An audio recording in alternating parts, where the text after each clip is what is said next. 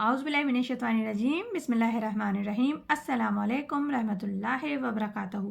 आज हम सूरह फातिहा का तर्जुमा तफसीर और ख़ुलासा बयान करेंगे। जैसे कि कल भी हमने सूरह फातिहा का तर्जुमा तफसीर बयान करा था, जिसमें इरशाद हो रहा था कि हम अल्लाह ताला से अहदो इकरार करते हैं कि तेरी ही इबादत करते हैं, तुझी से मदद मांगते हैं, फिर दिखा हमको सीधा रास्ता। क्योंकि सूरह फातिहा कुरान करीम की सबसे अफजल तरीन सूरत है। हुजूर अकरम सल्लल्लाहु अलैहि वसल्लम ने फरमाया है कि तौरात के बदले मुझे अल्लाह ताला ने सूरह फातिहा अता की है, और आसमान से जितनी भी किताबें नाजिल हुई हैं उतरी हैं उसका ख़ुलासा कुरान पाक है, और कुरान करीम का ख़ुलासा सूरह फातिहा है, और सूरह फातिहा का ख़ुलासा इय्याका नअबुदु व इय्याका नस्तईन, जिसमें हम इकरार करते हैं कि हम तेरी ही मदद का तेरी ही इबादत करते हैं, जिसकी अल्लाह रब्बुल इज़्ज़त की, और तुझी से मदद मांगते हैं।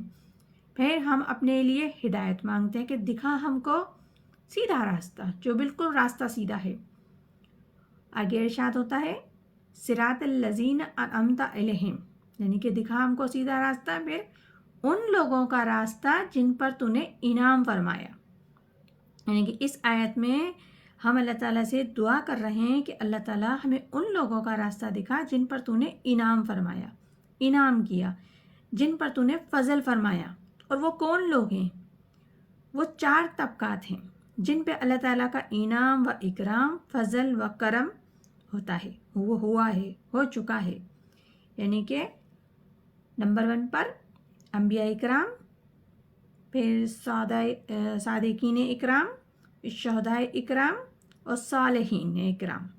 सालेहीन जो आते हैं वो आम मुसलमान होते हैं, जो नेक काम करते हैं, अल्लाह और उसके रसूल की अताअत करते हैं और तमाम अहकामात की पैरवी करते हैं, तो वो आम जो मुसलमान होते हैं वो सालेहीन होते हैं। इनसे जो ऊपर जो दर्जा आता है वो शुहदा इकराम का दर्जा आता है। शुहदा इकराम वो जो अल्लाह की राह में अपनी जानों का नजराना पेश करते हैं। उससे ऊपर जो दर्जा आता है वो सादिकीन का आता है, और उससे जो ऊपर दर्जा आता है वो अंबिया इकराम, रसूलुल्लाह के दर्जा आता है। ये वो तबकात हैं जिन पर अल्लाह ताला ने अपना इनाम, फजल व करम अता फरमाया है। तो हम इस आयत में उन्हीं के रास्ते पर चलने की दुआ मांगते हैं कि अल्लाह वो रास्ता दिखा जिन पर तूने इनाम फरमाया, उन लोगों पर जो लोग अल्लाह और उसके रसूल की अताअत करते हैं, वो उन लोगों के साथ होंगे क़यामत वाले रोज़ जिन पर अल्लाह ताला ने इनाम व इकराम फरमाया, और वही लोग कामयाब तरीन लोग हैं। आगे इरशाद है गैरिल मग़ज़ूब अलैहिम वलज़्ज़ालिमीन, यानी कि गज़ब होना, गैरिल मग़ज़ूब यानी कि गज़ब होना उन पर, न कि उन लोगों का रास्ता जिन पे तो गज़ब हुआ या जो गुमराह हो गए। गज़ब होना उन पर जो हिदायत आ जाने के बाद हिदायत को तर्क कर देते हैं, यानी कि गज़ब उन पर अल्लाह होता है जिन पर हिदायत आ जाती है, जिनको हिदायत मिल जाती है, वो हिदायत को जान लेते हैं, फिर भी अपनी शरारत नफ्स की वजह से, तकब्बुर की वजह से, हसद की वजह से इस हिदायत को तर्क कर देते हैं। उन पर अल्लाह का गज़ब आता है। उसकी बहुत बड़ी मिसाल तारीख़ के एतबार से यहूदी हैं, जिन पर किताबें भी अल्लाह ताला ने सभी उतारी, बेशुमार उतारी, और अल्लाह ताला ने नबी भी बहुत सारे भेजे। यही वो कौम थी कि जिन पे नबूवत का तार टूटा ही नहीं, मुसलसल नबी आते रहे।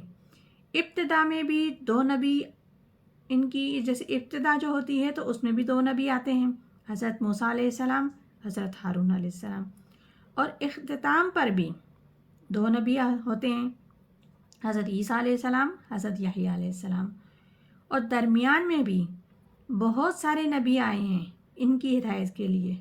लेकिन और किताबें भी इन पर, एक तौरात नहीं, ज़बूर, इंजिल भी इन्हीं पर नाजिल हुई हैं, लेकिन उन्होंने अपनी शरारत नफ्स की वजह से तौरात से तो मुँह मोड़ा ही, और हिदायत मोहम्मदी सल्लल्लाहु अलैहि वसल्लम यानी कुरान मजीद से भी मुँह मोड़ दिया। ये है गैरिल मग़ज़ूब, यानी कि जिन इन पर गज़ब हुआ अल्लाह ताला का।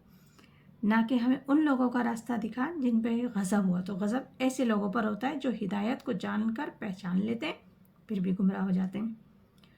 اور ضالین مقصد اس میں نہ ہی ان لوگوں کا جو گمراہ ہوئے بھٹکے ہوئے ہیں لوگ ہیں ان کا، اور نہ ان کو جو حق سے غافل ہیں.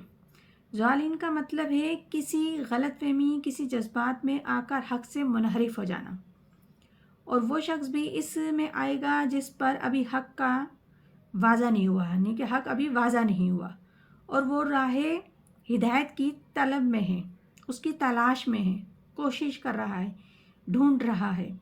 تو ضالین کے زمرے میں وہ شخص بھی آ جاتا ہے.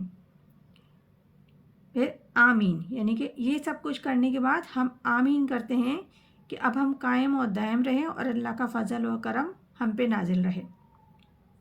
تو یہ سورہ فاتحہ ہے جس کا بھی ہم نے ترجمہ تفسیر کرا ہے. انشاءاللہ کل ہم اس حدیث کے مطابق بھی اس سورہ فاتحہ کی وضاحت اور اہمیت بتائیں گے. پروردگار عالم ہمیں قرآن پاک صحیح پڑھنے، سمجھنے اور عمل کرنے کی توفیق عطا فرمائے. آمین ثم آمین. جزاک اللہ.